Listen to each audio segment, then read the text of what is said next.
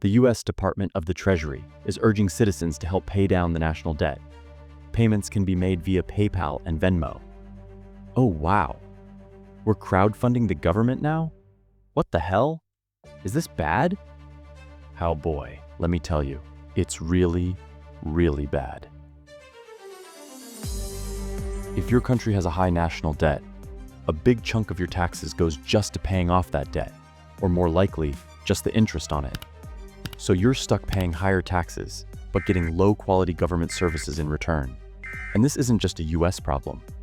China, $18 trillion. Japan, $9 trillion. UK, $3.5 trillion. The whole world is drowning in debt. Somehow, the entire world now has World War II level debt without even fighting a world war.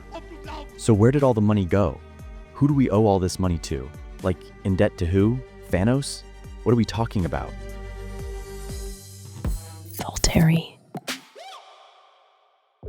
Okay, so $37 trillion is such a massive number, it's honestly impossible to wrap your head around. Now take a look at this chart. From the year 2000 to today, over $30 trillion has been added to the national debt. This debt chart looks like a roller coaster with no brakes, and here's the annual interest payments. By 2025, they're approaching $1 trillion. That's just the interest, not even touching the actual debt.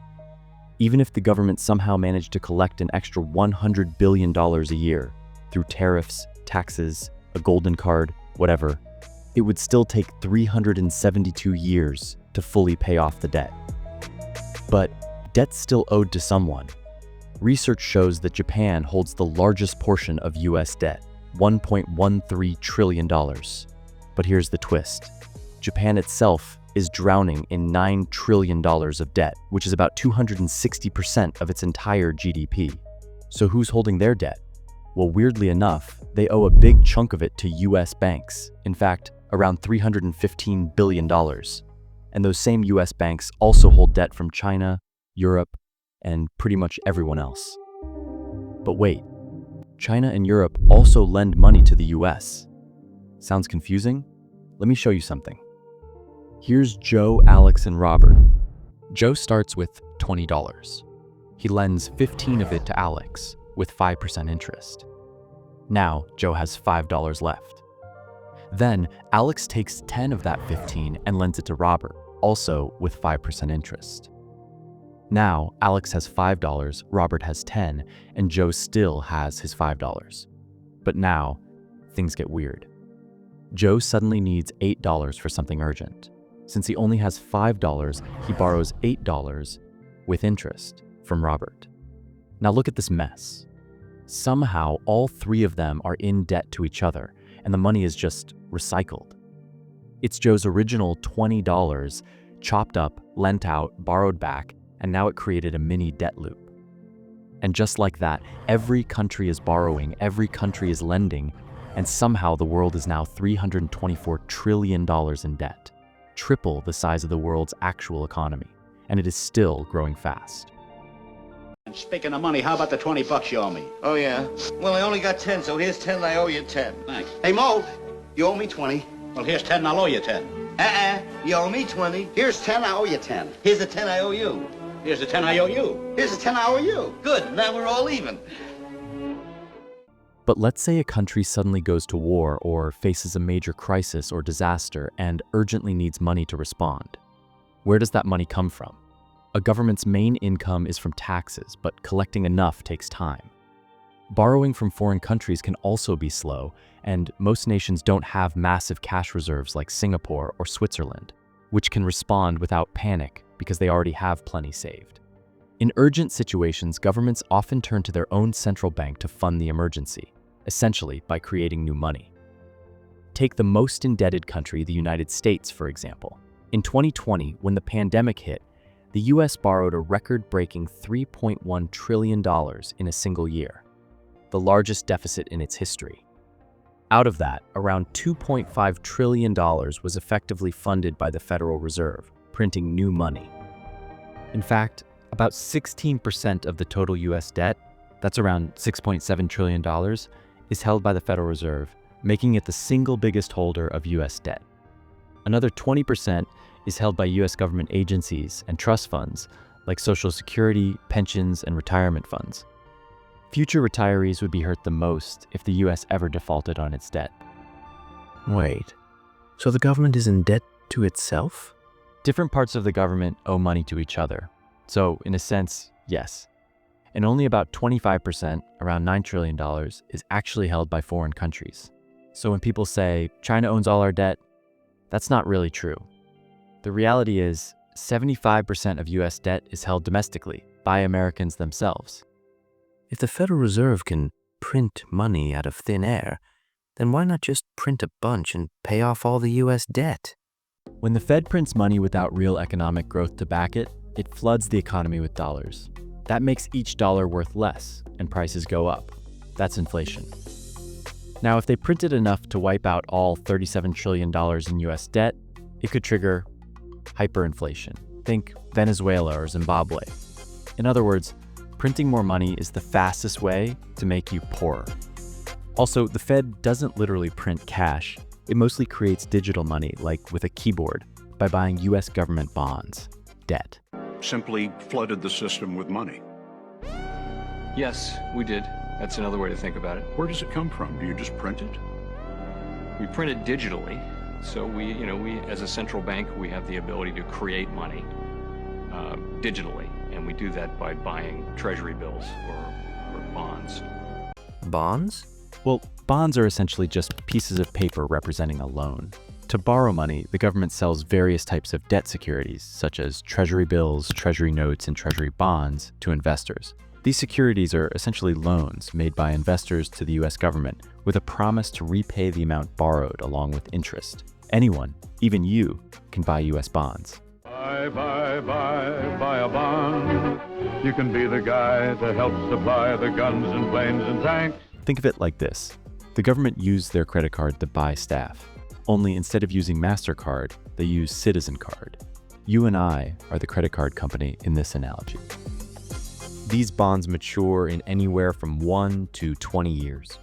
When the bill comes due, the government doesn't magically find the money, it just borrows more. Like robbing Peter to pay Paul. Here is a list of countries that hold the most US bonds. But remember, it's not just the US that sells bonds. Every country issues bonds. It's like Japan's savings turn into loans for Germany, then Germany's savings turn into loans for the UK, and then the UK's loans turn into loans for Singapore. It's an interconnected web, a circular system where money flows continuously from savers to borrowers. So the question is, what happens when countries stop borrowing? Well, here's the harsh truth. Debt actually fuels growth. When the government borrows money and spends it, that cash flows through the economy like fuel for a car. Businesses get more customers, workers get paid, and those workers then spend their paychecks on things they need, which helps other businesses grow. It's a cycle that keeps the economy moving forward. Take China, for example. About 19% of their government spending comes from borrowed money. In the US, it's even more. If the government suddenly stopped borrowing, it would have less money to spend, and the flow of cash in the economy would slow down. That means fewer sales for businesses, fewer jobs for workers, and a slower economy overall. But make no mistake, debt is profitable for the government for longer goals, only when debt is managed in good hands. For example, Singapore is in debt for almost double its GDP, about $990 billion. But that doesn't bother the government because it borrows money not just for market development and infrastructure, but also to invest in official assets managed by MAS, GIC, and Temasek. So while the gross debt to GDP ratio is high, if you calculate all the assets, which sit at around $1.4 trillion, the country is actually net debt-free. But if a country can't handle its loans properly, debt spirals out of control, like Sri Lanka in 2022. In the end, the country has no choice but to default on all its debt, which causes a catastrophic economic collapse. The country becomes broke and no one else is willing to lend. In that scenario, the government turns to the IMF, the last resort. Unlike development banks, the IMF doesn't fund projects but provides emergency loans to prevent financial collapse. IMF loans come with lower interest rates but strict conditions. such as requiring the country to increase taxes, cut spending, and privatize state-owned companies. These measures can lead to protests and worsening economic conditions. Examples include Greece, Argentina, and Indonesia, which faced hardships after following IMF requirements. Now just back to the Federal Reserve for a moment. I'm wondering, when and how does the Fed know or decide to stop printing or lending to the government? I mean, someone's got to be responsible for that, right? Who owns it? Because they print, they lend, we owe, IRS collects. Like the US dollar became a tool, and our time became their interest. What's up with all these comments and videos about it?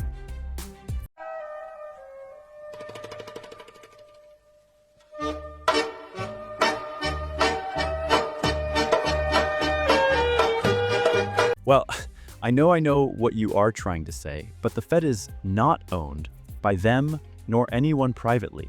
It is a U.S. institution and accountable to the U.S. government. Congress decides when to stop borrowing. They pass a law called the debt ceiling, which sets a limit on how much debt the government can take on. If the debt hits this limit, the government can't borrow anymore in order to make the U.S. more responsible in managing its debt. But this is quite useless because the US just raises the ceiling every time to avoid default. So, in conclusion, debt is not the enemy, it is the money. In the modern financial system, most money originates from debt.